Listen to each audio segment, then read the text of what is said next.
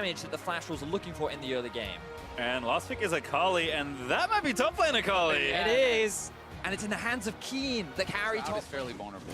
We're also seeing Spirit take advantage of the early strength of Ola, often in the world. Betty is still farming up and keeping somewhat of a CS lead in bot lane. Like, again, the slow and steady style with this Ocean should fit Flash Wolves just fine. Yeah, it's certainly wants to be able to use that ultimate bit more, but they may go for this now. Shroud is down. Yeah, it is down there. Q-Tag is going to be good. Disdain is there. Looking for the ulti, and there it is. Hanabi going to grab himself first. Towards the bot side of the map, but in terms of early game playmaking and pressure, we haven't really seen a lot from the Afreeca Freecs so far. And honestly, I think you have to credit a lot of that to the fact that Flash Wolves drafted two really tanky solo laners. They have the global on the bottom side of the map. So Flash Wolves are here trying to group and defend, but Afreeca Freecs, they want this turret. They will be able to take. I was expecting them to try and rotate around the map. Oh, Tusi may be caught. Gonna get tagged again. Mugen looking to keep that 100% KP up and going. There's Betty gonna charge him with a killer instinct after the kick, and he swoops They in. donate that over to Betty, get the Kai'Sa going, and he is going to be going for that AP build, working towards his Nashers, and certainly is going to be a really big threat. The potential to dive and have that. And I kind of love what Flash Wolves have done as a team as they've developed. Like, we thought for a while, you mentioned already, Maple and Castle were the two guys that always got work done for the Flash Wolves. Down as you get further and further into these fights.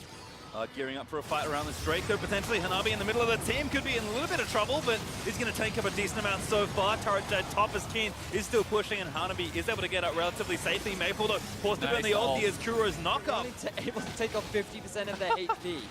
Keen is still sitting in the top. Oh, nice from Spirit. Steals away the Mountain Drake. Right, that so was total between these two teams that have been taken.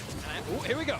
Play from Tusi, going to try and knock one in. It's Mugen that they grab. He's already pretty low. He is going to fall after that stopwatch, and now Afreeca Freecs.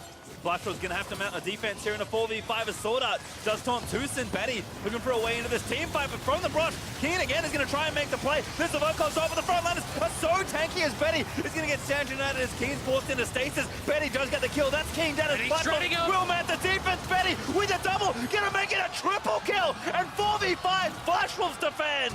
And this is what we were talking about. The unkillable Betty runs rampant through the team of Afreeca. Afreeca could not get enough damage onto the Kai'Sa to really ever threaten him, and once that threat started to fall down, all done this. So Afreeca will be having to seed this outer turret here, but has to feel like Afreeca needs to be able to make some sort of a play. They need to be able to get some sort of a pick because it's been this slow burn for Flash Wolves the whole game long, and they really more items, more and more protection for our marksmen. I mean, they just won a 4v5 around Baron with no jungler, so you have to think. They see the prey in their eyes, they're going for the dive. Dive is brewing, Kramer likely to target this. Hanabi going to charge in as Curry gets flipped back around. Betty! He's back in there, but Keen's actually doing a decent job zoning him away. The Standing United Bird to try and defend his Flash Wolves, maybe going a little too far with Hanabi. He gets the first kill into Kuro, but there's actually the counter kill there for Kramer. This is able to grab the shutdown, the turret will fall.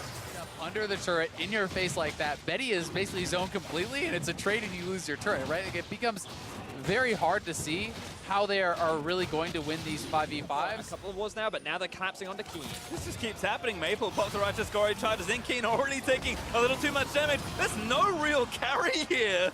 There's three people gank him. Oh my god. Spirit. He has the blast cone, he has ult, he has flash. This is it. He's getting zoned by Hanabi. Oh, Hanabi goes a little too far forward. Spirit in the pit. He's going to try and take it down, but he's going to get shot to pieces by Betty. But well, that can be a reality. Baron goes down. Flash Wolves collect. Lineup available, and here comes Maple. Maple charging in, basically just playing zone control, but he does pop Kuro. Betty, Killer Instinct, aptly named as he smashes down the Vel'Koz. And now Kramer retreats to the fountain and still gets obliterated as Betty goes godlike.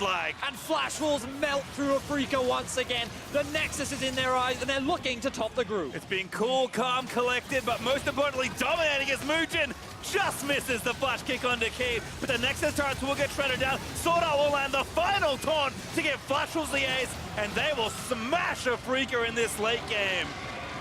Just honestly pick